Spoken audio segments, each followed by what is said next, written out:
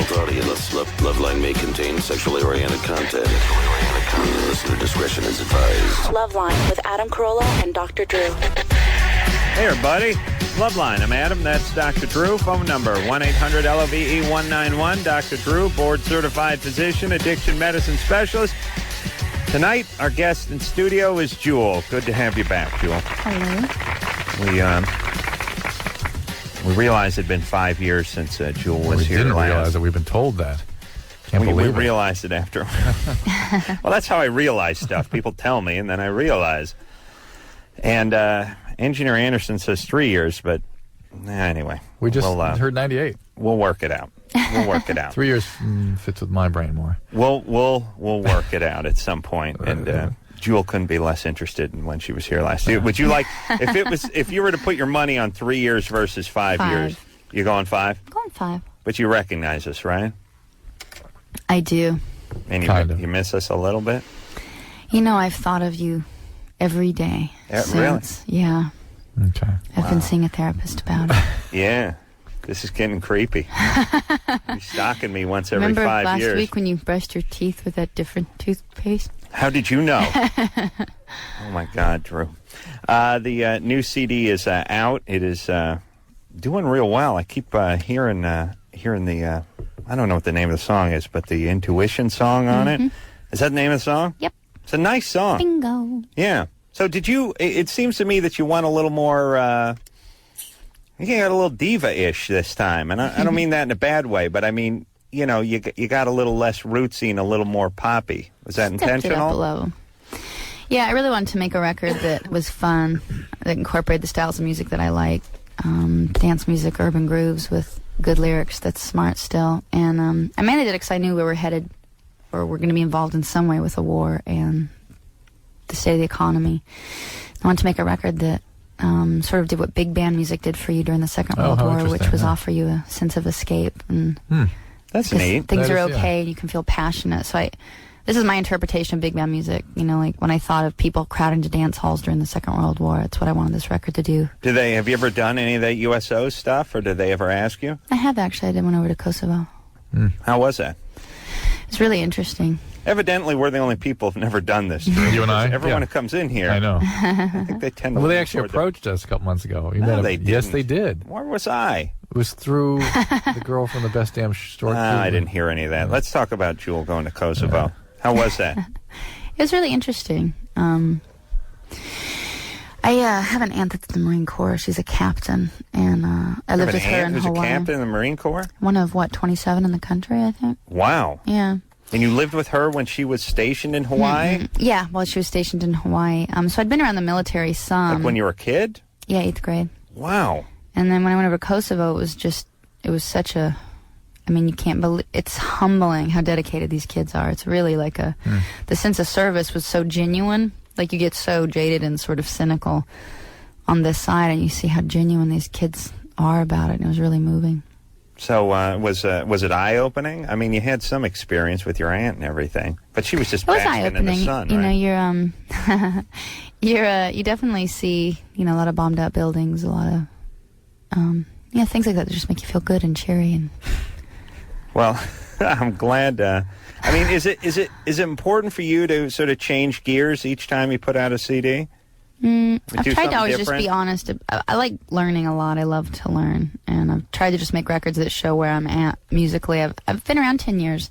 I've learned a lot about the studio, and I finally knew how to make a record incorporating different styles of music where it would be idiosyncratic to me. It sounds like me, that record. And I also kind of was against dance music for a while. I didn't think it was very... I didn't think you could... It never had good lyrics. I was never really drawn to it. I'm kind of a lyric girl. Right.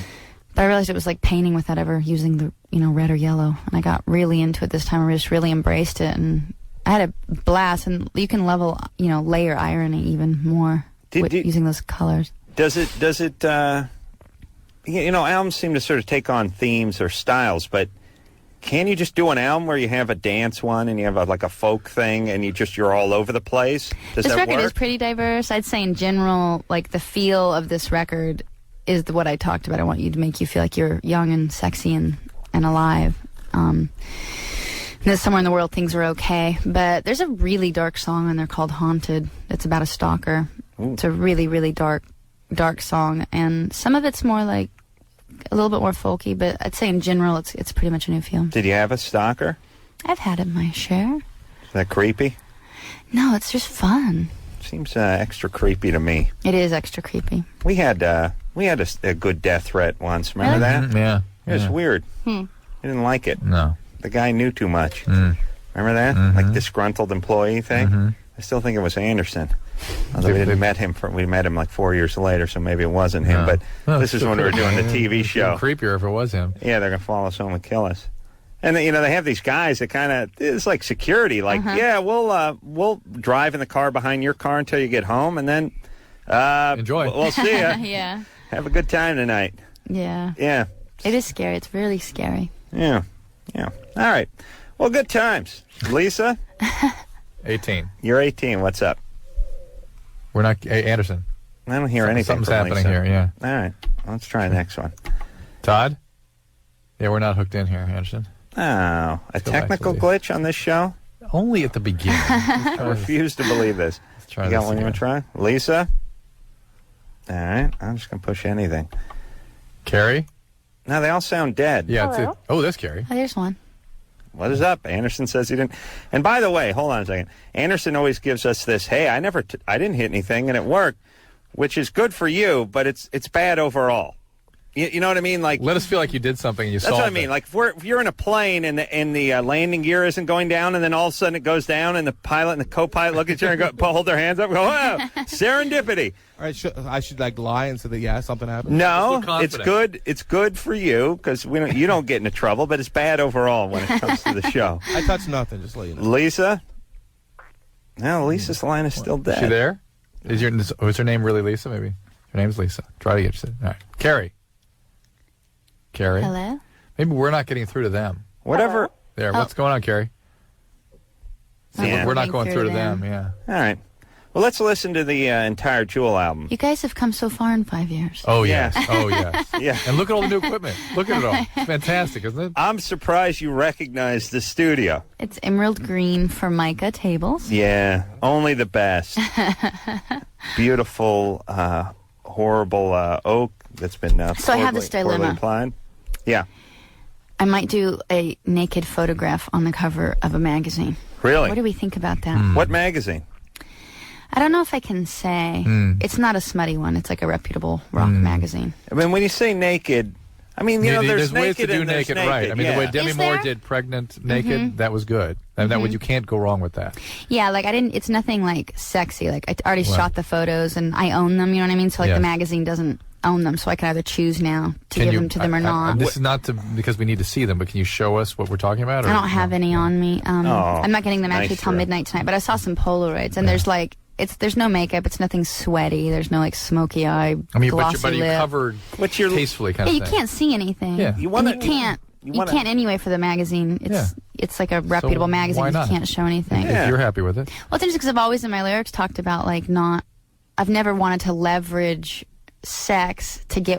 I've always been a pretty vain lyricist, like I've always wanted that to be what leverages me, my songwriting. Can you include any irony in the picture in some way? They wouldn't let me do anything conceptual, where I would write a lyric on my arm or anything like that. I mean, like I said, the pictures aren't sexual. Like it's not like a Stuff magazine cover or whatever. Well, it's not like you have made your career utilizing those sorts of things. You know what I mean? Mm-hmm. It would be the right time to do it just because you want to do it, not because you expect it to get anywhere. Drew's dying to see it. That's no. I'm thinking out loud for you. Is it if it goes wrong? Are you prepared for that? Well, they're beautiful pictures. They're not like. What's motivating you to do it? Why do it? What's on the pro? What's on the con? Well, it's an interesting thing because I've never done it. You just want to do something you haven't done. I think it's interesting for that, but there's a lot of pros and cons to it. Yeah, what's the con? I mean, especially in this day and age. Well, it's kind of like the selling records right now mean a lot to me in the long scheme of thing. It doesn't really. Like, I want to win the race in 50 years. I'll sell records in 50 years. So it's like credibility is everything. Don't think of this in terms of, I'm going to sell more records. Think of it as a separate decision. Right. It's sometimes just hard to separate the two because the magazine's doing it to sell magazines. You know what I mean? So it's like one of those... But in general, don't you think you're taking? I don't want to say reinventing yourself. Yeah.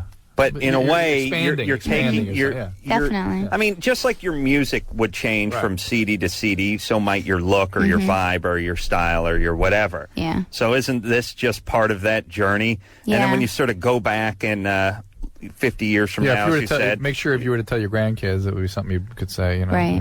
No, that's not what I'm saying. No, but you would want that too, though, right? Well, here's what I'm saying. There's like two types of artists. You have your sort of Madonna type artists, where you go back and you look through their career and you see all the different changes and all the different phases. And one day, whenever that point comes in her life, when she sits down and does it, she'll see a million different looks and a million different styles. And then there's this type that, you know, I don't know, Joni Mitchell. You get a little older and you get a little grayer and you slowly move one direction, essentially.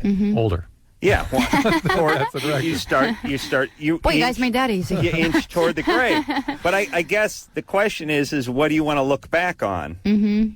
It's just that I want everything to feel like it was authentic and for authentic reasons. You know what I mean? Yeah, whatever. Take the clothes off. You already took the picture, right? Yeah. It's important. Here's what you're looking for. You can't show any nipple, Right. but you still want guys to be able to masturbate. That's the criteria of That's the the taste. criteria. That's tasteful nudity. That's tasteful, right, Drew?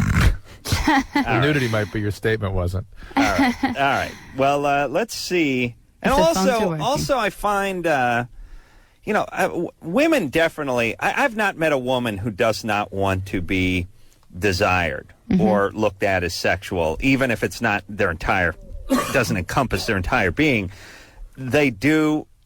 Most women, every woman I've ever met, likes that and enjoys that, wants to indulge in that. Either. Well, guys want women to want to be with them. Right. They just don't care why. Yeah. You know what I mean? Yeah. That's absolutely They have true. a sack of cocaine or a sack of $100 bills or whatever it is. We'll figure it out. We'll rationalize it in our head. But just as long as they like us. It's even kind of better. Once in a while you hear guys do this. They don't do it in front of women. They'll go like, I'm fat, I'm bald, and I still get laid. Yeah. Right. Yeah. I do hear that a lot. Oh, you do? Yeah. I like that guy. Lisa? Hi. Hey. Hi. You're 18. What's up? I want to talk to Jewel because she's the greatest. Here she is. Hey. I was just wondering, what inspired you to write God's Gift to Women? Because that is like a really dirty song, and I just, How'd you get it? I was looking around on Jewel fan sites online. I was like, ooh, this sounds like a good song, and then I illegally downloaded it. I Atta girl. I was in Southern California, had a car that broke down all the time. It's the first car I lived in. It was a little Datsun station wagon, 5'10" hatchback, leaf green.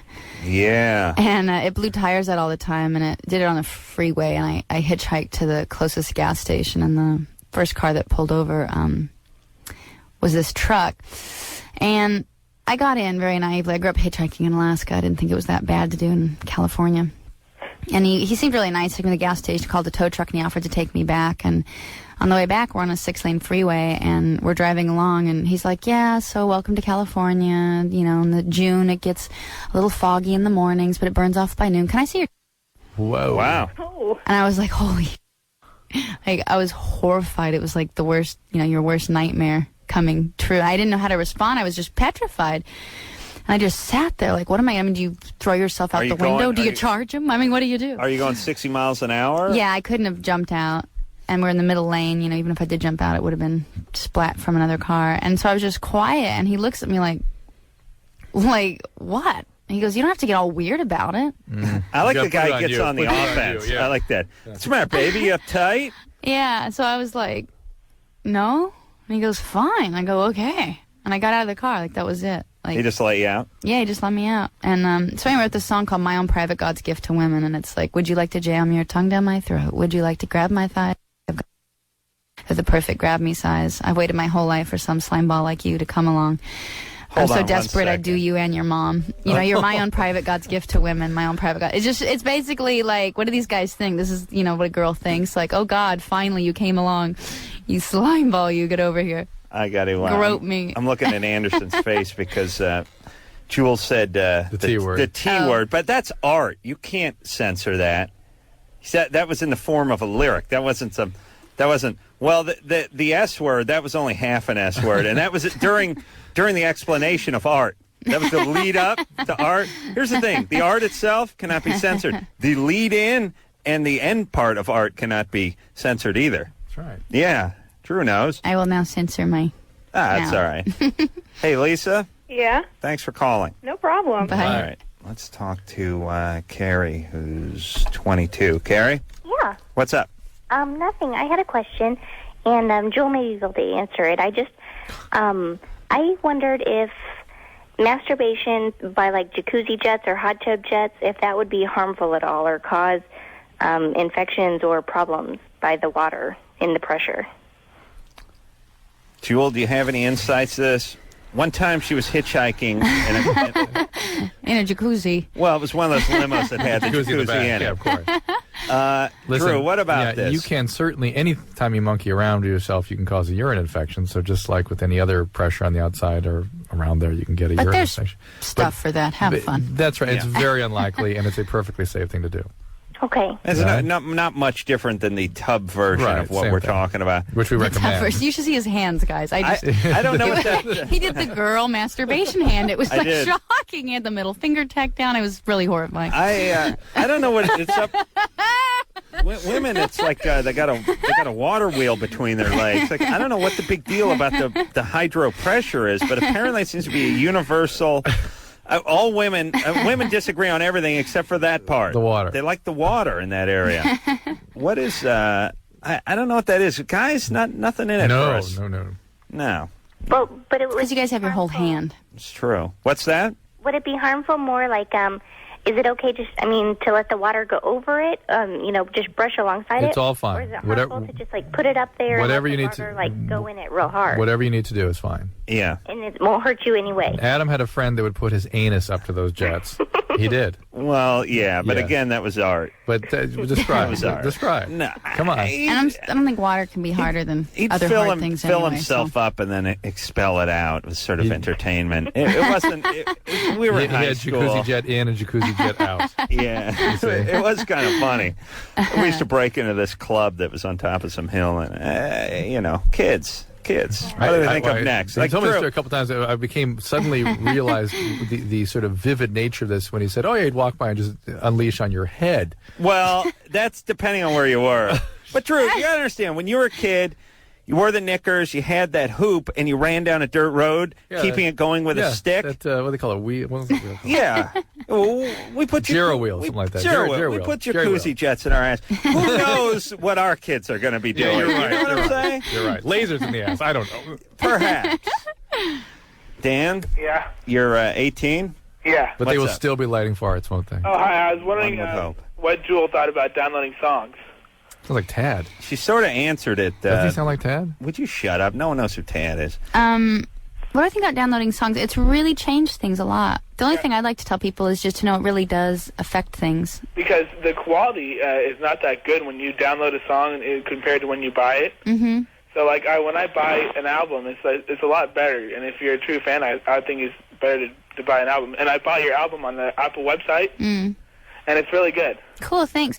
I like making records. I'm one of the old-fashioned artists. I think every song on the record should be your best, and I like to sequence them because I think that the order you hear them in affects how you hear them.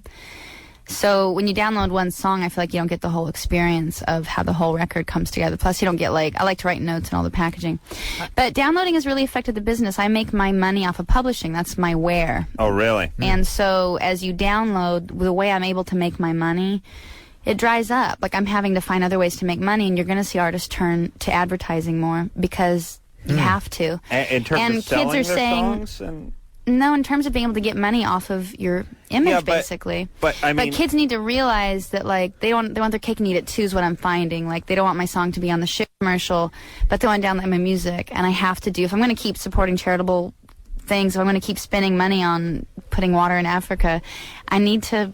Money. I need to have money to do it, and if I can't make money because kids are downloading, then I need to make another way, and I think kids need to get comfortable with that. I have two questions. One is, and I don't know if you have an answer to this, but you said you're talking about those sort of filler songs, and for commercials, you mean? No, filler songs in the album. Right, right. Okay. Especially, back in the day. I guess it still goes on, but you could tell the song that the artist just almost just puts zero effort into. I mean, a lot of albums used to have this. I don't. Still does. Yeah. Still goes that way. So here's what I'm saying. If you have, let's say, 10, 12 really killer songs, and you just know that that the lion's share of these songs are just stellar, could be hits, would you or would one save 3 or 4 of those for the next album and work on a few so-called filler songs, saying, I got an album here, it's got 6 strong songs on it already. This is going to do great. I'm going to save these other 4 for the next one? Only if you have no cojones. Really? I think so. I think if you're a good writer, you shouldn't be afraid that you're not going to write better next time. Put everything into every CD. Yeah, that's just afraid. That's just, and I understand the tendency because I've thought the exact same thing. Like, boy, this is a good one, maybe I'll save it. But I've always just found that you outgrow that phase anyway, and it might have been a good song then, but by the next year it's completely irrelevant. And what about, you're talking about advertisement and actually, physically doing it, but what about like licensing songs for things? That can work. It's not as much money. Selling records is a great thing, It still is where I'm able to make money as a songwriter, or getting cuts on somebody else's record. Airplay helps. Licensing can help. It doesn't add up the same. All right. We're going to hear something off Jewel's new CD, 0304, which is out as we speak. We're going to take a quick break, and we'll be right back. Hey. Jewel is here, everybody. New CD, 0304. Is that how you say it? It is. Wow. Yeah, a lot of the Dr. Drew says you weren't very smart. Who, me? I did a... I just say you can't read. Took an IQ test the other day. I got 91. Yeah, people... actually, the scariest part about getting a 91 on an IQ test is people's serious, sympathetic tone. That's where it gets scary. Like, when you're sort of wallowing in your own stupidity, it's one thing, but when then people come up and they get sort of falsely supportive, that doesn't mean anything. You're still, you know what? And then pick up something. Special. You drive a stick shift, right? Yes, I do. Well, there's something. Yeah, it then becomes real condescending, and now you realize, well, maybe people think you're stupid. But no, I got what you call street smarts, right, Drew? Yeah, that's what you call that. Yeah. Yeah. All right. So what were we talking about? Jules here. Phone number 1-800-LOVE-191. We can hear a song. Let me ask you guys a question, though, speaking of street smarts. Actually, that's nothing to do with it, but I was driving on the street today, so that has something to do with the street. I saw an old guy walking an old dog, and I see a lot of old guys when they don't have pets that often, but when they go out and walk them, it's always the dog seems to be in worse shape than they are, which is always kind of comical. And then I think to myself, well, sure, he's an old guy. That's why he has an old dog. And then I think, but dogs live to like 14 and a half. Yeah. Why do old guys have old dogs? Like, it's not the dog the guy had on the farm in Wisconsin in 1937. Why does the dog have to be old? Like, he means the dog was a puppy when the guy was old. Because... Does everyone, like, if you make it to 63, do you get a new dog? I think this is how it works. You're not going to get a new dog at 85. No. Okay, so if you're going to have a dog, it's not going to be young. You don't want a puppy. When you're 70, you don't go out and walk. Is that what it is? You're doing other stuff.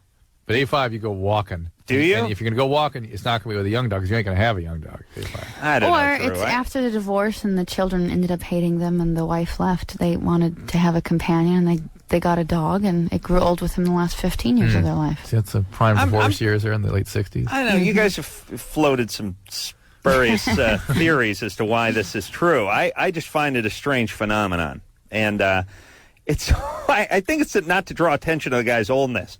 And yet it ends up doing just that. Yeah. It's funny. It's like, and then I started thinking, well, everything's old. The sofa's old, the car's old. I think it's just to make everybody driving by feel like, oh my God, I'm going to get old like that. I think that's like a conspiracy to make you feel scared. It seemed like the dog had been like stuffed, mounted, and had wheels put on it, like little small rollers put in its paws. Because the guy's dragging the dog, and the guy's 83. I like a good old dog, though. Like, and then when they start breaking down. Like when people have the dog and they go, he's deaf. Or he can't see out of one eye or something. It's hysterical to me. Good time. All right. What are we doing? You want to hear a song? Yeah. Yeah? No, let's take one call, then right. we'll hear some. All right. Brandon? Hello. Yeah. I have a theory, too, for your old guy, old dog. Go ahead. Maybe he got the dog when his wife died. Yeah, but no. Because the guy's not No, bad. the wives don't die when they're 70. Yeah. She's not... He dies. Right, he dies. 70. I had this great conversation with my... I had this conversation with my grandmother because she's like 92, and all there is a bunch of old women left, and all the guys are dead. And she said, "Oh yeah, you go to those nursing homes. There's 25 women for every one guy." Mm-hmm. I said, "Wow, well, it's evolution. That's great. I'm going to be that one guy. What a great thing it would be to be that one guy with 25 women living in the house." And she goes, You'll probably be one of the guys that passed on. You won't be that guy. You won't be that guy. You'll be in the ground long before then, grandson. Yeah, that's nice. Thanks, Granny. Thanks. Feeling good about myself. What did Brandon want? Brandon? Yeah. Yeah. So, what's your question? Well, my question is, when I ejaculate, nothing comes out. Are you on medication? No, I'm not. Really? Is it because you do it too often? No. Well, that's one. Well, something would come out at the first time. I mean, nothing ever comes out. Very, very rarely. It's like a smokeless cigarette. Anything else about you we should know? Unusual? Not that I can really think of. Nothing really changed. Does semen come out a little later? Like when you urinate, that sort of thing? Not that I notice. Does your urine look more cloudy after you masturbated? Observe that next time. This is probably something called retrograde ejaculation, where when you ejaculate, instead of coming out, it goes back up towards the bladder. Yeah, makes you gay. Medication is one of the things that they can do that. But the tantric sex people would have you believe that this is a wonderful thing because you don't release your chi. Right. It just sits in your bladder. No, I'd like my chi out. Yeah, I understand that. And how long has this been this way your whole life? No, about the last 4 months. Yeah, I would have that looked into. And nothing else going on? No back problems? No, nothing else. No numbness or tingling? Strange or... All right. And you never did anything? You never held yourself or pushed up on your perineum or anything to try to get it to do that? No. All right. Well, you need to see a urologist just to make sure things are okay. Whatever you did, I'd like to do it to myself. I like that. No, good concept. It's no good? Does it feel good? No. It's like no release. You don't have the sensation of the orgasm? It kind of starts, but then nothing comes out, so it's like... Wait a minute, you're not having an orgasm. You're not having an orgasm. Totally different. You're not having the orgasm. Well, when you have an orgasm, then you can't really go on. Yeah. That happens. Yeah. Well, you got a refractoriness, but you don't actually have the orgasm. Well... But he doesn't get the full sensation. That's a different thing. So what is it? That can be a lot of things. You need to see a regular doctor. Maybe you just need a jump start, like someone kicks you in the ass right when you're coming. Is it the same when you have normal sex? That's mostly what I have is just normal sex. I'm married. Oh, braggart. I mean, this can be anything from thyroid disease to brain tumor. I mean nothing to nothing. Drew just tosses the brain tumor. But I mean, it can be a lot of things. That's nice, Drew. Just drop the BT bomb. Yeah, common cold, brain tumor, lung cancer. Yeah, just it's probably none of those things. Yeah, just be medevaced into your local surgeon's office. Get CAT scan. All right. So all right, Brandon. The regular doctor. Yeah, start with the regular doctor. Yes, just a general screen. Yeah, just work your way and tell them what's been happening. Yeah, you don't have orgasms. You nearly climax, but then it stops. Yeah, but maybe he has a sensation. He has a refractory period. He has a refractoriness, but you can, if you nearly orgasm, you're going to likely have a little refractoriness. Really? You can, yeah. You know what the worst one is? You chicks don't have this, I don't think. That one where you go like, oh no, I'm not gonna, I didn't even get to concentrate on it. You know what it's like? It's like eating something bad for you while you're talking on the phone. Yeah. Like sometimes someone calls and you're eating like a drumstick or something, a donut, and then you realize, you hang up the phone and you go, I just ate that whole goddamn donut, didn't even know it. I was yapping with my mom on the phone. I got zero enjoyment out of that donut. I want that donut back. That's what that orgasm is, Drew. That's it. That's what it is. All right. You know, there's another call. No, we got to play a song. Okay. We got to play a song. Then we'll take some calls. We got to move units because we got to get some water into the Sudan. I mean, you understand? You do philanthropical endeavors, right? Mm-hmm. You got to make money, and in order to make money, you got to move product. So we're going to hear something off the new Jewel CD. Anderson, where are you? You ready to rock? All right. This is Intuition. Yes, indeed. That is Jewel. She's in studio. 0304 name of the CD. We were just chatting during the song about Jewel's Alaskan roots. And any good Alaskan stories? Were you? So I don't know anything about Alaska other than it's dark. You get paid paid to live in Alaska. Oh yeah, we did talk about that. Yeah. It's not to live there. It's off the oil. But they pay you if you live there. Off the pipeline? Off the pipeline, yeah. It's incredible. But it's very a stipend, eccentric people right? are up there. It's like one of my neighbors was a bearded belly dancer. Oh, really? A woman. And then there's a guy named Stinky that lived underground. He built an underground house, and a refrigerator lying on its back was the door, so it opened like a coffin, basically, and he'd come walking out because he believed there was going to be a nuclear fallout. There was a shootout over a stallion, and one guy got killed, and the other guy did not go to jail. You know, he just got to keep the stallion. Everyone has got a story in that. You know, it's a bizarre. You walk down place. Anchorage, the moose walk right down the middle of the street with you. Really? Yeah. Aren't they dangerous? Everyone's like, True. Everyone just makes those Jewish grunting noises. Hey, fast. A lot of Jews in the town you grew up in? Actually, yeah. Really? No way. Yeah. No way. Yes. They say "feh" to that cold and that dark 24/7 over there. To me, it seems like a place that there's a lot of people that sit around and sort of think about. I guess they get nostalgic or they romanticize the past, like the day. Not so many laws. The man's not looking. There's not a camera at every intersection and an ATM on every corner, and they want to go back and find that life for themselves. Yeah, my boyfriend's a cowboy, and he went up there and he couldn't believe it was literally like going back 100 years in time. You know, wow. Pistols, backing shops. And when is it dark? And now it gets dark and then it's light, right? I mean, it stays light for a long time. You have the summer and winter equinox, so you gain and lose minutes. But you gain and lose a lot of minutes, right? Yeah, we just gain and lose a lot more. So at its zenith, the solstice or whatever it is, dark and June light. 21st, What is it? Something like that. When is it the lightest, the longest, and how long is that? When is it the darkest, Summer the longest? solstice and winter solstice. June 21st, the lightest, the longest. Yeah. What is the winter solstice? But is that the whole day? December 21st. Somewhere in there. Yeah. Is that Whatever. Is it dark 24 hours that day? Is it dark 21 hours? It gets dusky, maybe. Like during the day, it might get dusky for a few hours. The way it would, like after the sun went down, it's pretty dark. You know, that's as light as it'll get. Oh, it just sounds brutal. Brutally And then you cold. got the northern lights and stuff going. And then going from there to San Diego, I mean, you couldn't find a bigger chasm between two environments, really, could you? I lived in Michigan for a couple years going to school, and took a train across the country. That's when I wrote my first record, actually. So you went Alaska, And Michigan, I ended up in San Diego just kind of as a accident. So Michigan was like, I lived in Hawaii for that year too. That was probably the worst. That's culture. further away. Yeah, that's further. All right. And the culture, you know, Yes. the Hawaiian kids beating you up all the time. What? They don't like It's the the local howlies. kids. They like yeah. the howlies. Yeah. Not. They don't.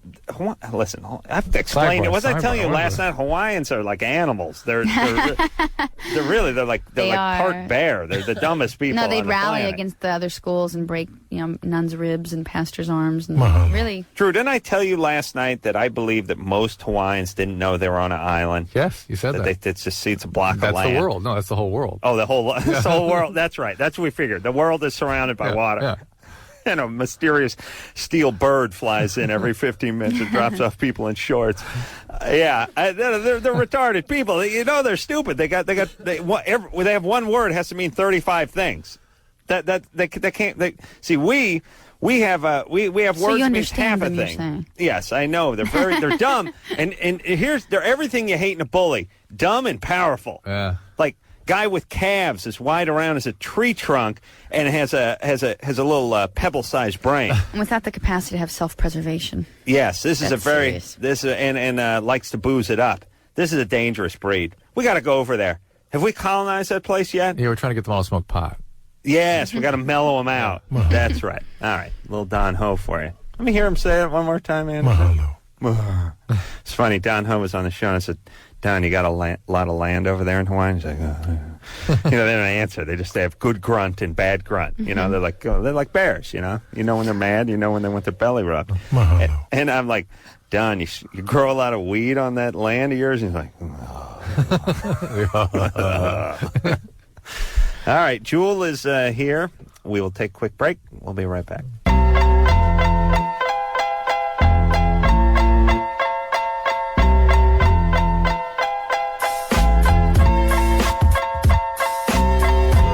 Hey, everybody, it's Loveline. I'm Adam. That's Dr. Drew. Phone number 1-800-LOVE-191. Jewel is in studio tonight.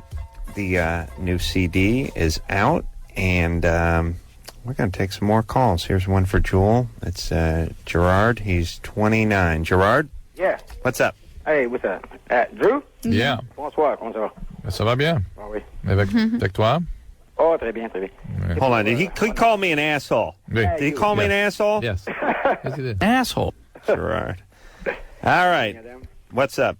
Oh, not much. Just kicking now. What? From the heat here. Are you Canadian? Are you French? I already told you last time I was Canadian. Oh, we spoke to you last time? Mm-hmm. Still with the attitude. Even the French Canadians have attitude. All right. You know, as French Canadians act like they got the Eiffel Tower and the good cooking. You guys don't got anything. You got moose and curling over there. You got nothing. It comes to Canada first, then Doucement. All right. Talk to Jewel. Okay. A question for Joe. I want to clarify something. When I used to live in Los Angeles, okay, I heard something like when you came from Alaska, you were living in Hollywood out of your van. Is that true or not? That is true. It is true, okay. I lived in a car for about a year. That was the 510 station wagon? That was the first one. That was the first house. And then I got a VW bus, yeah. Yeah, I just wanted to know. Because you did great, and you are right now with your new style. I think it's pretty nice also. Thank you. I like it much. And this is for you, Drew. Now, when you went to the hospital, did you give up your underwear or not?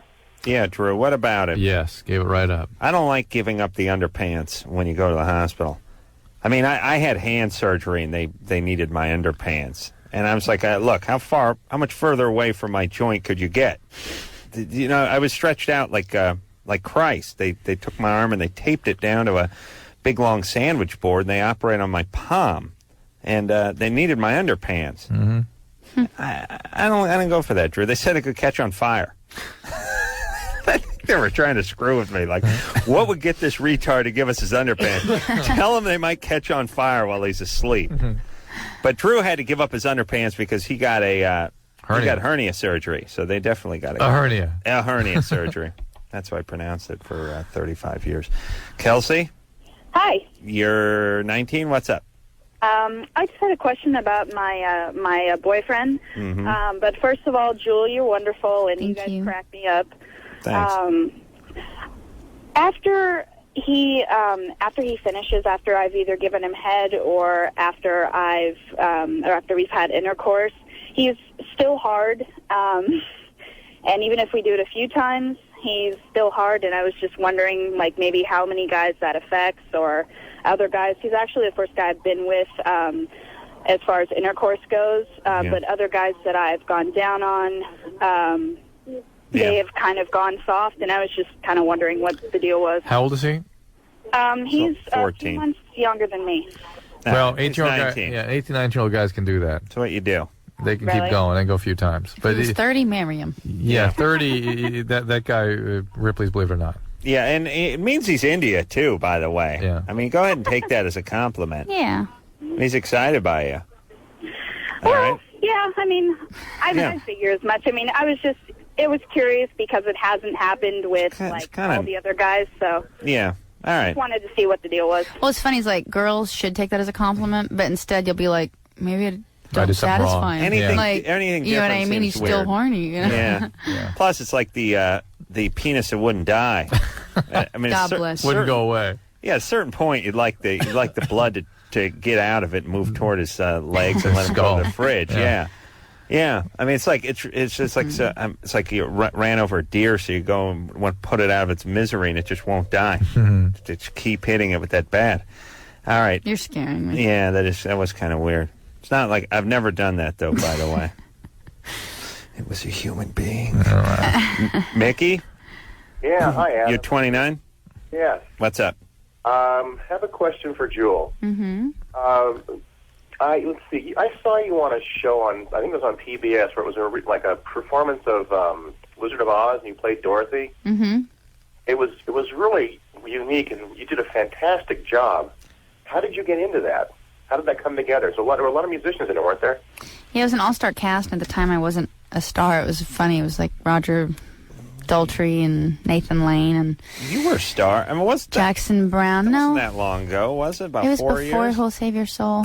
You're Really? losing track of time. Oh, I was my 20 God. years old. Wow. Oh, maybe I 29 saw now. it. Maybe they rerun They it rerun or it all the something, time. and I saw it later on. You're allowed that one. Okay, thanks. And then I killed the deer with a bat. Killed it. Blood in the moonlight. It turns blue. You know. Yeah. Oh, I'm sorry. So the guy, anyway, I how'd you did get that I did an NPR interview, and for some reason, I guess because I came from Alaska, the director happened to be listening to the radio, and he thought I embodied Dorothy. Wow. So I got the gig. Yeah, and you really did a great job. I've never seen you do any kind of acting like that ever, before or since. Yeah, I actually really enjoy it. I've always had a problem with Broadway because of the time commitment. Don't psychoanalyze me. It's just 3 or 4 months, doing the same play over and over. I wasn't ever sure if I could do, but I'm starting to think about it again. It's kind of cute on that song on Over the Rainbow. I really choke up. Did you hear that? No. If you listen to the song Over the Rainbow, I choke up. I start to sing up high, and I just my eyes just fill with tears because it just sort of hit me where I was. It was in Lincoln Center. It was really cool. Hey, Mickey. Yeah. We got to take a break. I'm sorry. That's okay. Good question, though. Where? That's enough. We got to run. Jewel's only going to be in here for the first hour, so this is it. So, Jewel, thank you. Au revoir. We'll see you in 2011. Sounds good. And much success to you. 0304, name of the CD. We'll be right back.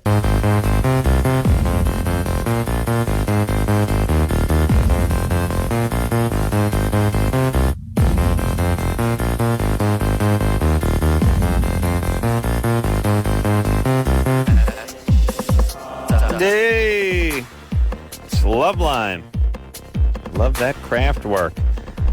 Phone number 1-800-LOVE-191. There's Dr. Drew. I'm me, and Jewel has left the building. All right. Well, it's been a while since we've seen her. Drew says it's like a new person. Mm-hmm. Didn't recognize her. Not physically, but she seems much different. Mm-hmm. Not in a bad way. Just different from the last time we saw her. Whereas, I think we're just the same, but worse. Older. Yeah, it's like, hey, I hadn't seen that Toyota Camry in 5 years. Looks the same. Just got some miles on it. And a couple cigarette burns in the upholstery. There you go, same. No, it's just like you guys seem like teenagers. Yeah. Your voices are like old. And that, by the way, that was like if that was 5 years ago. When Madison Avenue cast a voice for a teenage girl, that was it. Yeah. It's like No, it's just like actually sort of sounds a little like Tara. Don't call me Tara, goddammit. Oh yeah, a little bit. Let's hear it one more time. You got it, Anderson? no, it's just like you guys seem like teenagers. Yeah. Your voices are like old. Love that cadence. Yeah. I think my voice is old. Wait till you see my balls. Oh. They're in their 90s. My voice already. My balls look like the chin of an old Chinaman. Hey, Chance? Yeah, how's it going, guys? You're 27. What's up? Yeah, the wife, she's read some in some magazine about rubbing the prostate, making it a lot better. I don't know.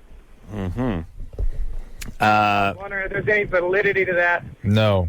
All right, we'll put him on hold because his connection's bad. We talked about this last night with the Berman We talk sisters. about it every night. It might.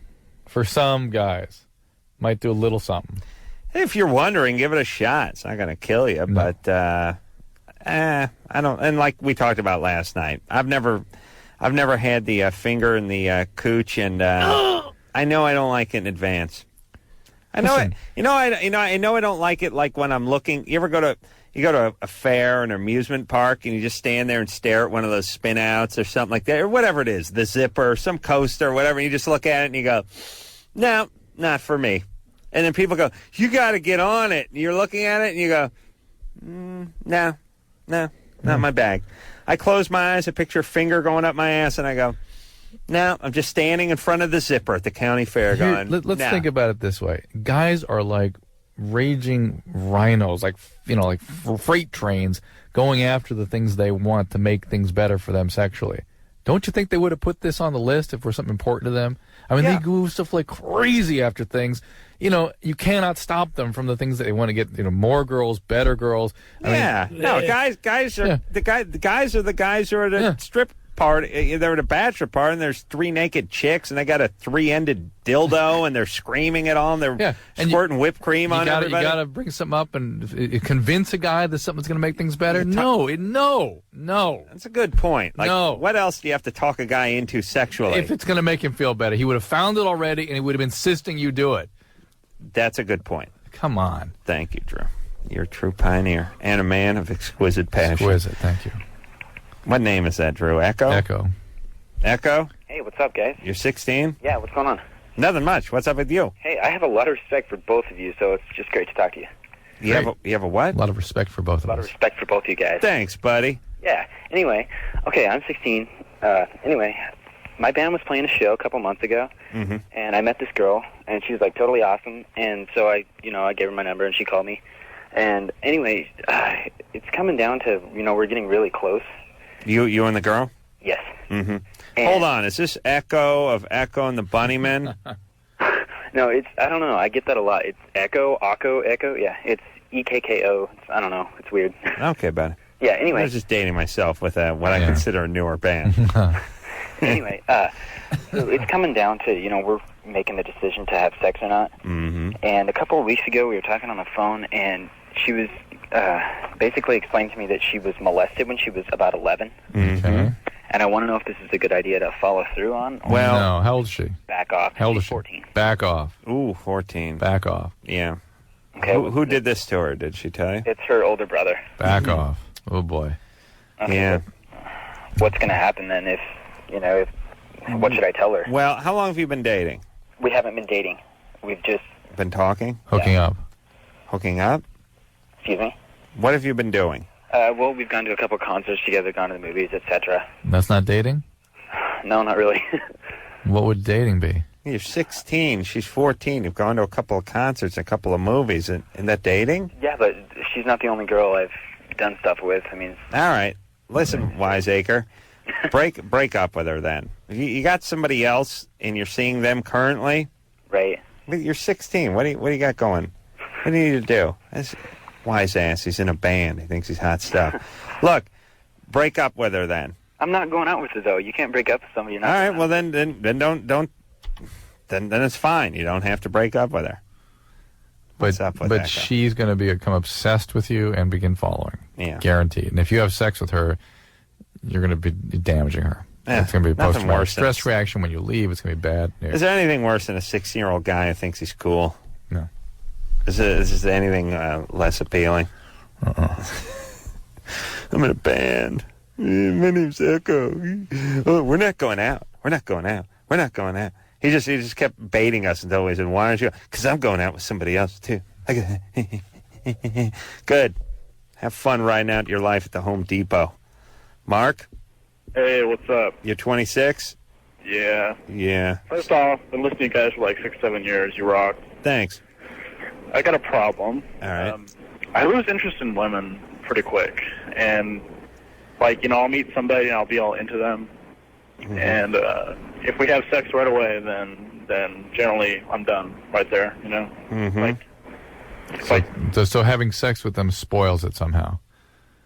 Well, it's like I'm just out on a mission, and once I score, I'm moving on to the next game. All right. Well, so you weren't into them in the first place. You're just trying to get laid. Look, Yeah, I don't know. The thing is, this has been going on for about 2 years now. My buddies are like, dude, you got problems, man. And I don't know. It just, if I'm dating somebody and she won't give it up, and like within a couple of weeks, I like just, that's not worth my time. And, all right, his horrible connection. And if she gave it up within the 2-week period, he would have been out sooner. Right. That's the irony. Okay, certain guys are built this way. Actually, there's two types of guys that end up this way.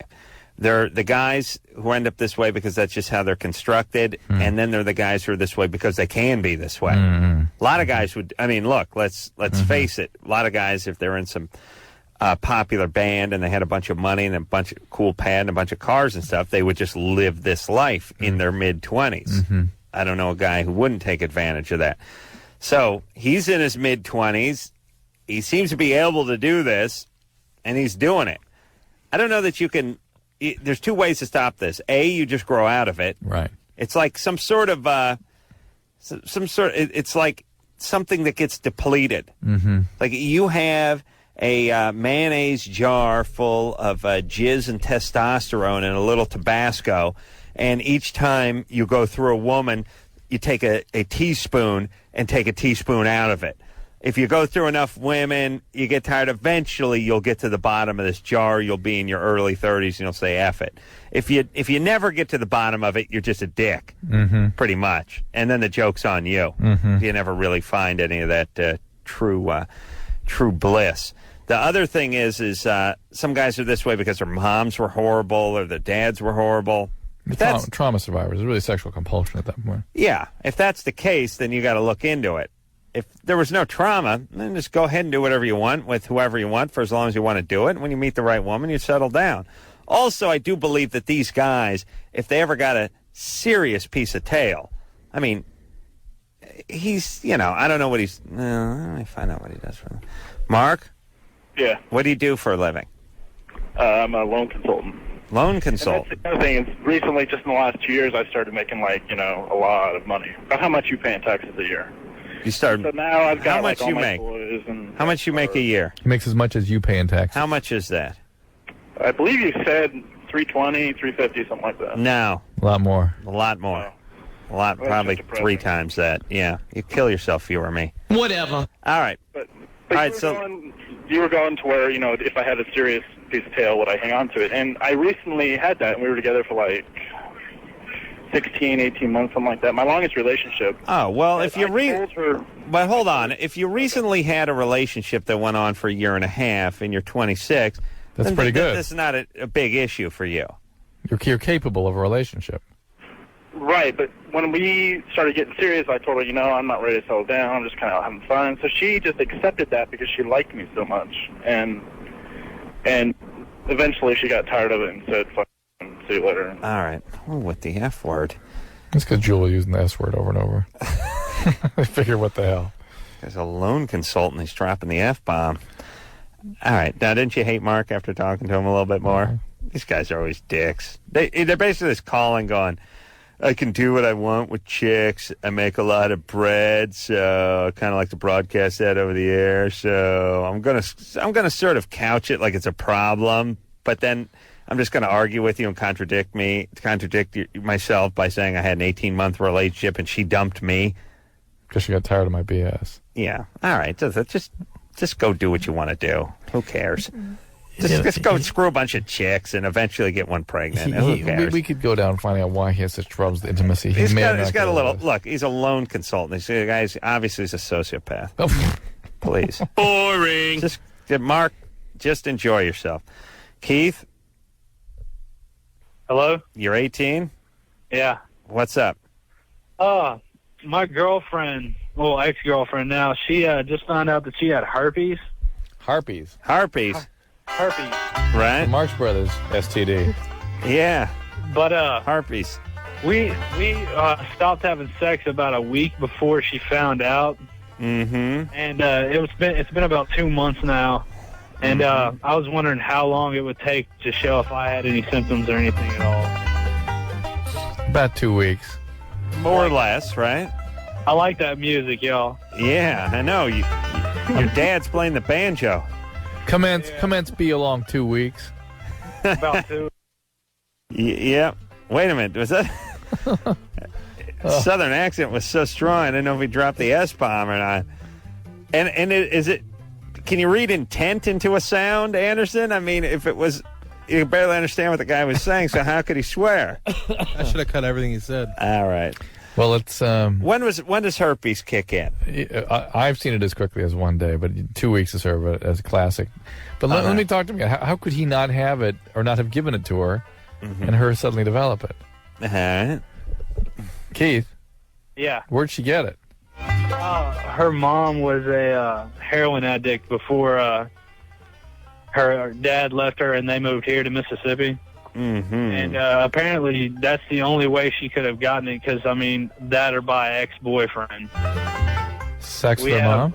Well, there's no history of it anywhere, and I mean, I go get checked out and everything, and I haven't had any of the symptoms or anything. What did she do? She had sex with her mom?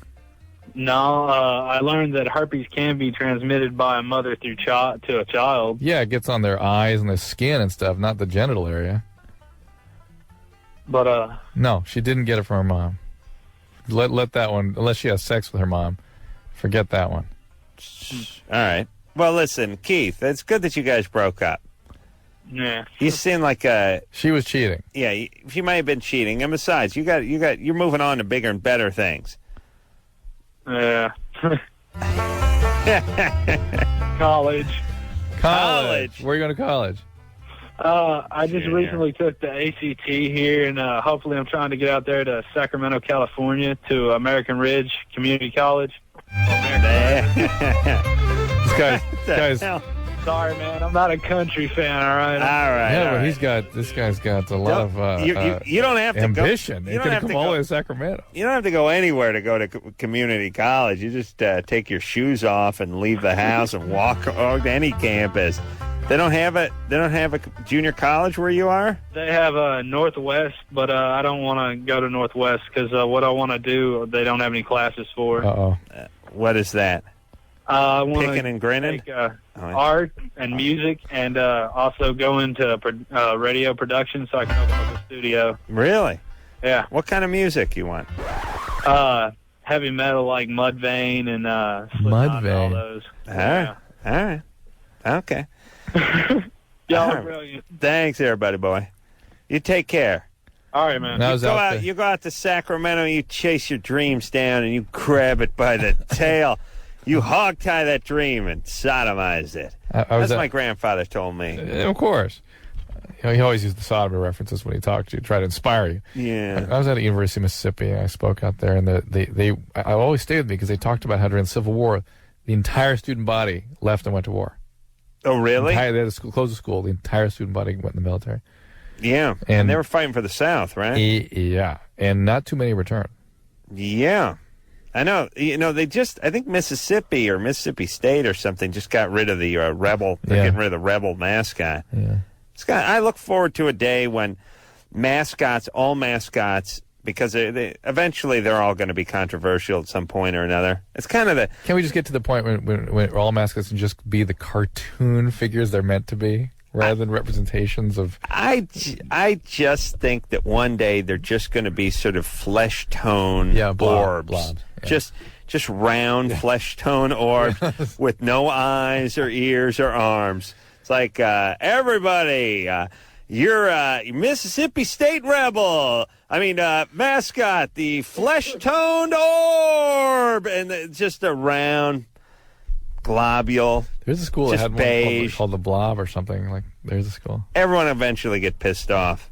So, anyway, they don't like the fact that, I guess he's a rebel. He's an old drunken rebel. Mm-hmm. And here's the problem, too. Everybody on the team, all the athletes are black, and then they got to deal with these racist mascots from 100 years ago. So it always becomes kind of weird, you know what I'm saying? Mm. But I'm all for it. You know what I mean? Mm. And what's wrong with the Indian stuff, And no one on the team's an Indian. Jim Thorpe was the last guy to play ball as an Indian. Turn Japanese at the end of that. Sherry? Hi. Hey. Good evening, gentlemen. You're 25. Yes. You sound hot. Well, I might be. I think that's a matter of opinion, but most people think I am. Most people do? Yeah. All right. Also, I wanted to say really quick, Adam, I heard you on Stern the other day, and I haven't laughed quite as hard as I did in a long time. Your bit about picking up chicks outside of abortion clinics. Oh. Yeah. He was asleep. He doesn't remember. I don't remember any of that. Oh, my gosh, I was driving, and I was laughing so hard. It was very funny. What'd you say? I don't know. Here's the thing, real quick. I go to bed at 1:45 and I get up at 3:30 to do that show. And just like a phone call that you get in the middle of the night, like, you know, if you went to bed at 1:30 and the phone rang at 4 o'clock, you wouldn't remember what you said when you got up the next morning. Yeah. It's kind of like a 4-hour phone call. Do you sleep later in the day a little bit? Well, what I do is I usually go to bed. You'd love it, Drew. Me drinking a glass of red wine at 8 in the morning. Oh, it's a great look. The show ends at our time at like 7:45, 8 o'clock. Yeah. And then I sit there and watch like 20 minutes of TV, and I drink a glass of red wine. Then I go back to bed for 2 hours, and then I get up and go to work, and then I sleep for an hour later in the night sometime. But anyway, thanks. I don't remember any of it, but thanks. It was funny. Good time. So what's up? Okay, so I'm in a relationship with someone for about 2 years now. And in the beginning, he had trouble climaxing when we were together. He'd been alone for a year, and I think had his own kind of practices to take care of himself. But just for the record, being alone from a year makes a guy go off quicker. Right. No matter what he was doing during that year. Unless there's what I some thought in the beginning. weird anxiety or something. Well, She's so hot. We had better success in the beginning, and as time went on, it's become less and less. And then other issues, have come into play, like my insecurities and why isn't this working, and it created anxiety. And so we think, then it was like a matter of, okay, well, is it going to happen? Is it going to happen? And so now I'm just. So he's not having an orgasm at all. No, he sometimes, but not. I mean, I would like him to be having one every time, I am. Is he on medication? No medication. Does he do a lot of drugs? No, he used to. What drugs? I think just pot and acid. All right. So now, I went through my own phases of, well, what's causing this? Is it the internet? Is it not the internet? Is it me? What's he doing with the internet? Huh? What's he doing with the internet? Well, I think that's his main venue. He's looking a lot of porn. Right, but I really don't think it's even a lot. I just think that's his daily 20 minutes, and that's how he takes care of himself. Wow. You're not making sense. You're all up in your head. Yeah, this is not fitting at all. Now, what? Guys don't take care of themselves when they have a woman that they're into, especially. Well, Well, I mean, they're not in place of. Not in place of it. Oh, okay. What? Now, wait a second. How old is he? 28. 28. Okay, so here's the thing. Him taking care of himself does not really have anything to do with his ability to orgasm. Right. Well, it could. Well, we're an hour apart, so we're talking about every 5 days. Every 5 days. Right. And when you get together, you have sex. Right. Yeah, see, here's what I'm saying. If he was taking care of himself a lot, okay, let me talk to Drew. Hold on. If he was, let's say, losing interest in the relationship, and he was just home pleasuring himself, and then they got together every 5 days, and he said, you know what, I had a pretty stressful day at work. Let's just watch some TV and turn in. Right. That's one thing. But if he's engaging in sex and not having an orgasm, that's something else. Yeah. What I mean is it could be sexual compulsion, like he's masturbating constantly. It's sexual. I mean, guys that are really sexually compulsed, like, I've had a handful of friends over the years that will beat off and then 20 minutes later be on top of their girlfriend. Yeah. They have no problems. Right. That's their rhythm. That's their speed. Usually sex addicts incorporate sex into their whole addictive realm, an addictive menu. Yeah. This guy may be addicted to masturbation. Even addicted to masturbation is still not. Here's what I'm saying. You have the theory that nothing comes out because there's nothing in. He masturbates too often. Right. Guys who masturbate I guess I don't have to do the masturbation thing with my it's okay. hand. I know what you're talking about. I can actually say without you leave your penis in your pants. Air jacking in front of Drew. My hands like, guys who masturbate are A-okay with me. I should beat myself off to talk about masturbation. My masturbation, my hand starts moving. Yeah, I know. It's like, when the dog hears the can opener, starts heading for the kitchen and spinning around. My left hand just starts moving. I start talking about masturbation. It's never your right hand, interestingly. No, I'm left-handed. Yeah, That's no my kidding. remote hand. Okay, look, here's the point. I think he would have something left for her.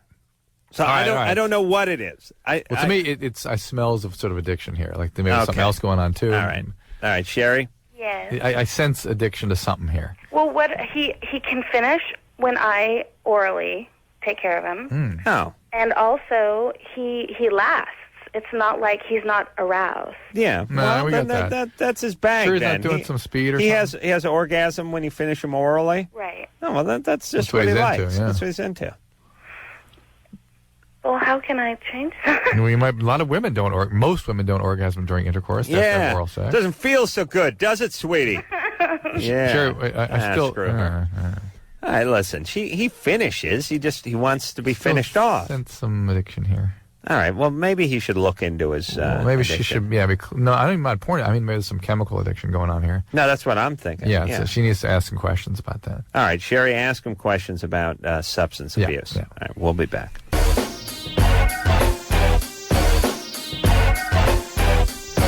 Yep, it's Loveline. I'm Adam. No, it's Dr. Drew. Phone number 1-800-LOVE-191. Jewel has left the studio.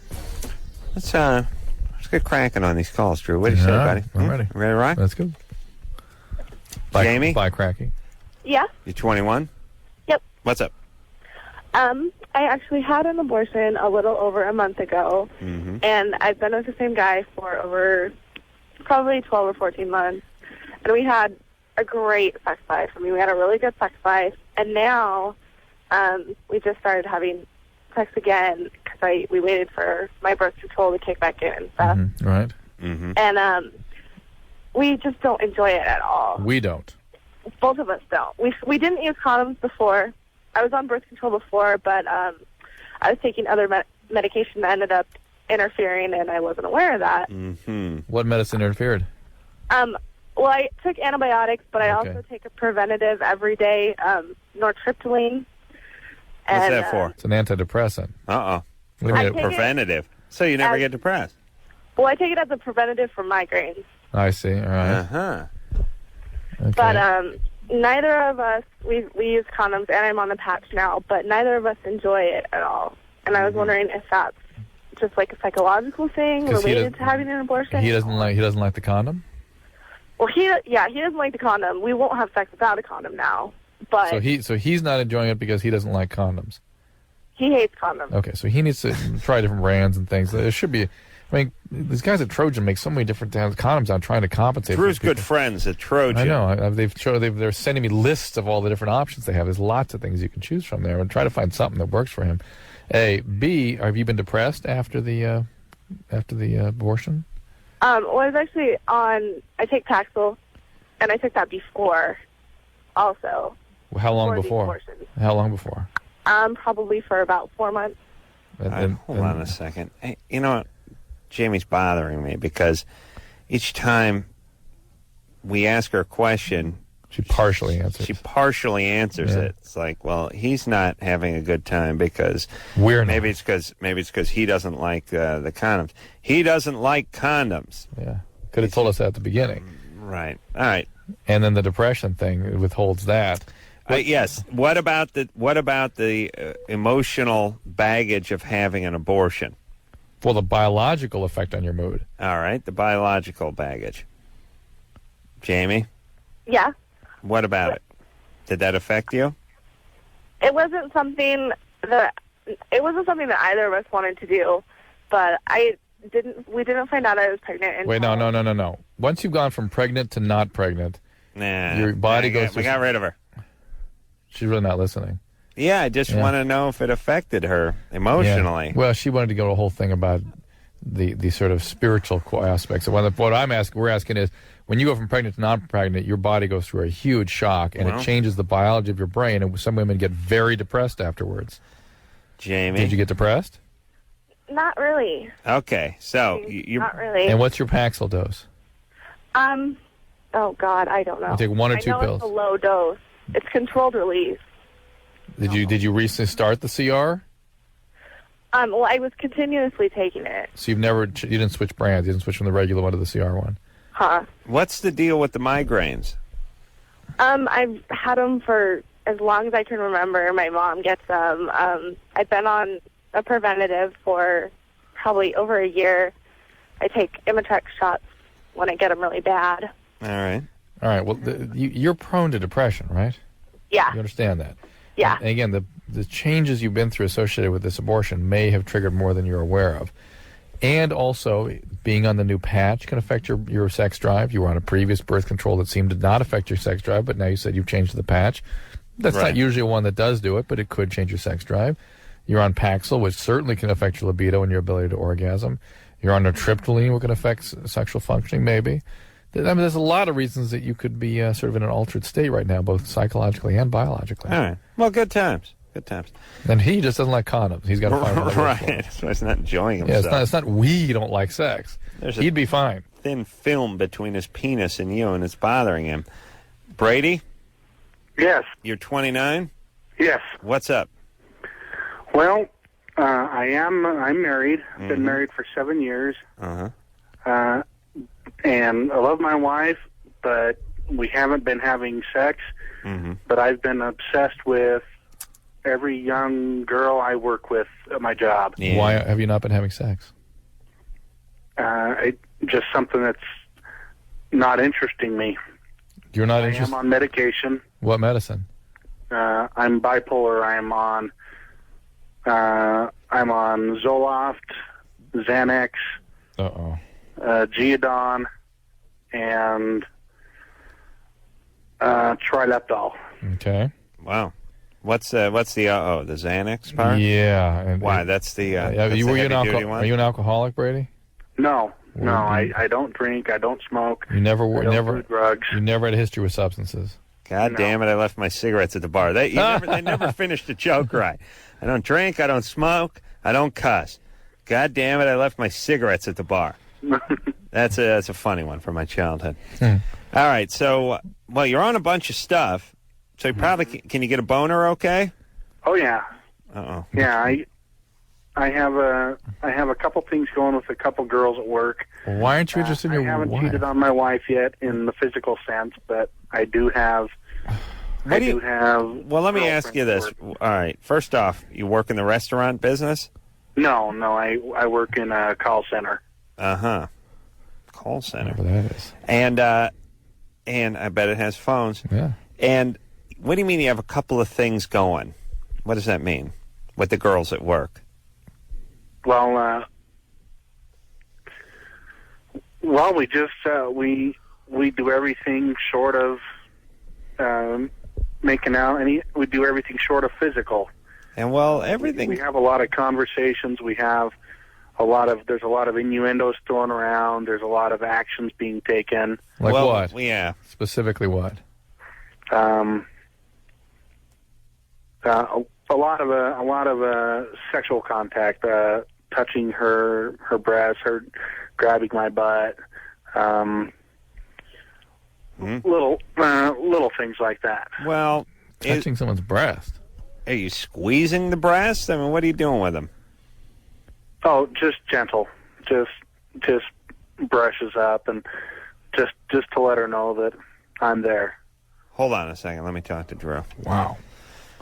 Hard to tell because it's one of our callers where reality starts and sort of bizarre fantasy sets in. That's right. I'd be curious to talk to one of these girls and see what they thought was going on over there.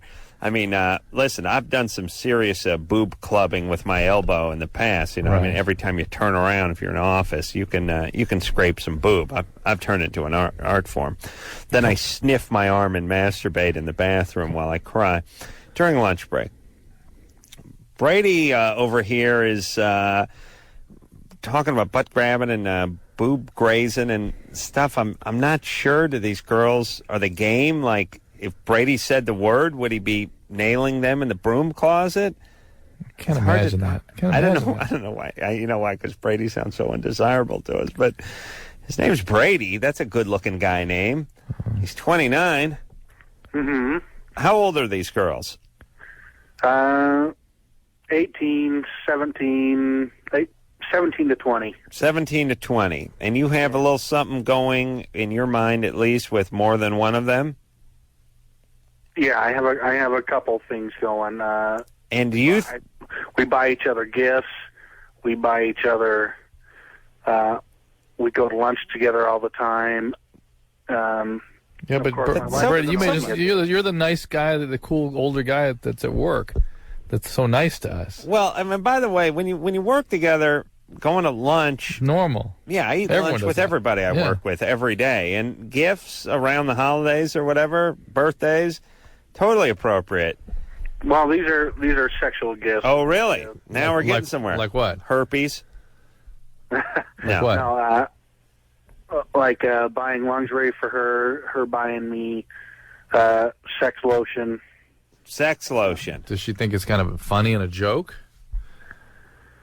I don't know. Well, listen, here's the deal, Brady. You know, and I'm just obsessed with... Okay, but look, if you said to one of these girls, or all of them, listen, my wife's out of town for the weekend. She's visiting her mother. How about we swing by, check into a hotel? Would they go for it? One would, definitely. One would. All right. Then you're a 20-year-old. Right. So you have sexual energy, though. It's just not toward your wife. Correct. Okay. Do you have any kids? We've got one and another one on the way. All right. Well, you have an obligation then to try to heal this relationship. Yeah. And not to act out with these women. It's ridiculous.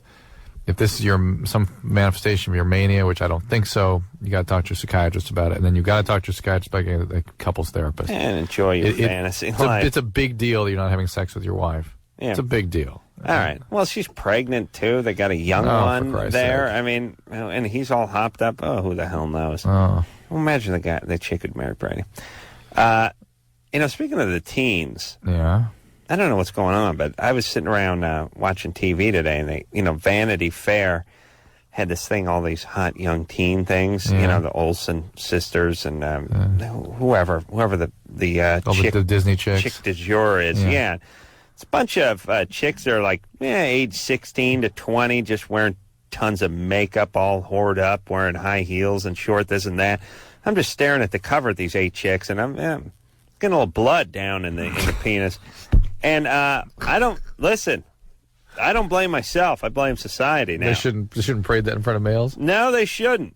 No. Okay, Pops. I'm just saying, we may be citizens and human, and males and fathers and whatever, taxpayers, but there's a little animalistic side to most guys, and you show them enough pictures of dolled up 17-year-olds for long enough, they're going to think it's a decent idea to get with one of them. You know what I'm saying? Yeah. I like to eat up them Olsen sisters. Get my stereo sex on, you know what I mean? Unacceptable. Yeah. Oh, Jesus. I mean, everyone looks good. And it certainly doesn't seem like it'd be anything wrong with doing anything with any of them. I mean, the East Police will come. Yeah, you get busted by the East Police. But you look at the cover of Vanity Fair, you look at the chicks, and you're like, yeah, nothing wrong with that. I don't know what that... It's a weird... What message are we going for here societally? You know what I mean? Just tons and tons of just super sexual 15 and 16-year-olds. If you remember, that's what Christina Aguilera was. She was like 15 when this all started. Britney Spears was 16. And all, it's the same. That's another cycle, another group of them. I know. And in a way, I think these are a little more wholesome. Probably, but you still like to bang the bejesus out of them. But that's how they sell stuff. I mean, not me. Yeah, of course not. Not me, but there are... Your penis, but not you. Yeah, I think that was clear. Yeah. I think that was clear. No, just, that's how fellas, they sell things. Fellas around the office, All right, we're going to take ourselves a little break. We'll be right back. Hey, everybody, it's Loveline. I'm Adam. That's Dr. Drew. Forget about that phone number. I just corrected Tara, don't call me Tara, goddammit. It's synovial cyst. What happened? Popped it. Yeah, Never what did is that do that to yours? That's what you had in your hand. No. Oh, no, you had a different thing. We thought you had that. Yeah, everybody thought I had something that was what they wanted me to have, but it turned out to be something much worse. Yeah. Yeah, and it popped, and you couldn't... Oh, yeah, you tried to stab it with a syringe, remember? Pull all that pus out. Oh, my hand's still weird, you know. Let's it's see so tingly. No, I don't want to show you anything because you touch everything. You poke. No. You poke I where it hurts. Show you. No, I had surgery on my palm and my wrist 3 years ago. It's weird. It's dead. There's dead spots in it, you know. It didn't work out. It worked out. It's weird. So the point is, Dr. Marcel said there was some nerve, whatever. They could fix it or something. There's a second surgery or something. But the point is worse than pain, it's asleep. Yeah. If you put your finger on it, it feels like a dead spot, and it's an eerie feeling. I don't like it. So I'm not going to let you poke at it. But if you want to look, you can look at it. Don't touch. Looks good. Yeah, it looks good. It's still dented in a little bit there. Yeah, that'll heal. Yeah. Thank God they got my underpants away from me, though, huh? Yeah. Otherwise, they would have caught on fire. That's what I love. I was like, you give me one good goddamn reason why you need my underpants to perform hand surgery on. And they're like, certain underpants are made of a cotton lycra mesh that could actually ignite during surgery. I'm like, how high are you? Please. I told him, please give me the thing that I have to sign. I will sign the underpants. You know what? If I wake up and my balls are going up like a Roman candle, I will have signed that piece of paper, and you'll escape litigation. They don't have that paper. Now, let me say this. Hold on. I'm getting fired up for a second here, Drew. This country's destroyed now. Yeah. It's destroyed by the attorneys. Yes. Everything is everything. If there's a 1/10 of 1% chance of anything happening, then it can't be done. Right. You can't do this. You can't do that. You can't walk outside somewhere holding a cup. You know what I mean? It's a slippery slope, Adam. Slippery slope. My balls drive me nuts. It's like we have a man show rap party a few years ago. I want to go step outside and smoke a cigarette. I got a drink in my hand. It's like, you can't step out. It's like, listen, I'm 100 feet from the street. I'm just going to stand here by you got to put the drink. I got to go get the drink and go set it back inside on the ground and then come out like I'm a 10-year-old. I can't stand all this stuff. And here's what I'm saying. Just start producing. You got all those pieces of paper that everyone has to sign that gets everyone off the hook if there's anything should go wrong. Give me the piece of paper that lets me keep my underpants on and carry my drink around. You know what I mean? Let me sign a waiver. Unfortunately, it's so bad waivers don't stand up. I know. It's just horrible. You know what I want? Here's what I want in life. I want some general piece of paper that I can sign that says, listen, unless I'm standing in line at your amusement park and I get hit with a crossbow through the neck, I'm not suing. I'm not suing anything. Let me sign the general paper, and then let me go about my goddamn life. I'm inclined to take responsibility for everything that happens in my life. My neighbor's hillside fell in my backyard. I cleaned it up myself. I'm not good. I'm not going to blame you have a good, healthy, low self-esteem, Drew, and that's why we've lasted. But let me give you an example. Jimmy signed me up for the Wine of the Month Club, right? Yeah. Because that's all I need, more free booze, right? Of course, yeah. He got me a nice gift for my birthday, and he signs me up. Well, he asked me, him and my partner Daniel. I said, "What do you want?" I said, "I like those of the month clubs where you get the coffee, you get the red wine, you get the beer, you get the different thing every month." So they sign me up, and I come home one day, and you get that little tag from UPS. "Hey, sorry, we missed you." Well, they missed you because they came by at 1:30 on a Tuesday, and of course you were at work. And then the next day you show up again, and it's like, "Hey, sorry, we missed you again." It's like, hey, listen, you can't figure out that human beings may work during the day? You keep coming by at noon on a Monday and a Tuesday. I'm not going to be around. Then the third one is, hey, now you got to come pick it up. Usually they drop stuff off, but they can't drop off booze. Oh. They can't drop off a nice bottle of red wine that's totally packaged and sealed up. And the reason why they can't do it is there's some liability, right? The neighbor kid, the 11-year-old neighbor kid is going to hop the fence, open my package, drink my Chardonnay, and then go stab his sister, and me and UPS are going to be liable. That's what's killing this country. I got to then, like a retarded 4-year-old, go down to UPS and get my booze because they're going to get sued if they drop something off with a 4% alcohol in my yard on my property. And meanwhile, they drop everything else off.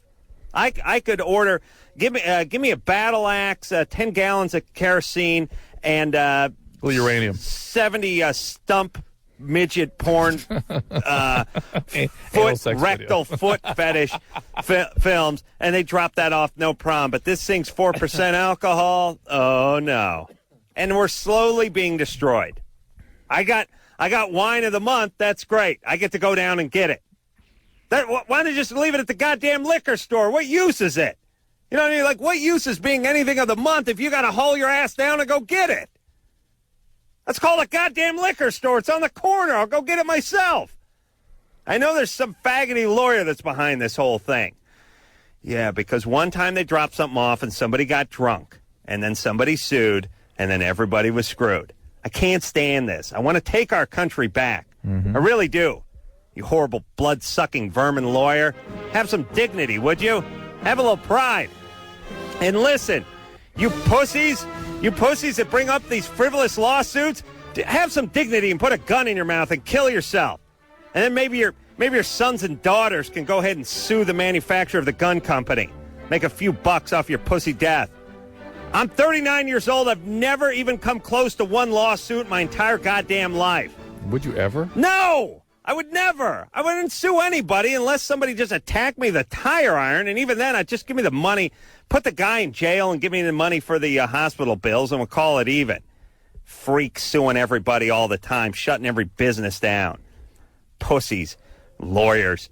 Oh, yeah, we got Philip Morris. They're giving us $70 billion. Yeah, put DuPont, put everybody, put Owens Corning, put everyone out of work. You just sue the hell out of everybody. Have some dignity, you people. I don't trust anyone who has a lawsuit about anything ever. And you people that have multiple lawsuits, you're going on your 6th one. When I'm in charge, I'm going to take a rusty piece of rebar, I'm going to put it in one ear, it's going to come out the other, and we're just going to hang you outside the stadiums. It's going to be my plan for you. Outside the stadiums. You hear me, Drew? Basketball, baseball, football? Whatever the season is. Whatever the season is. All right. Let's take a break.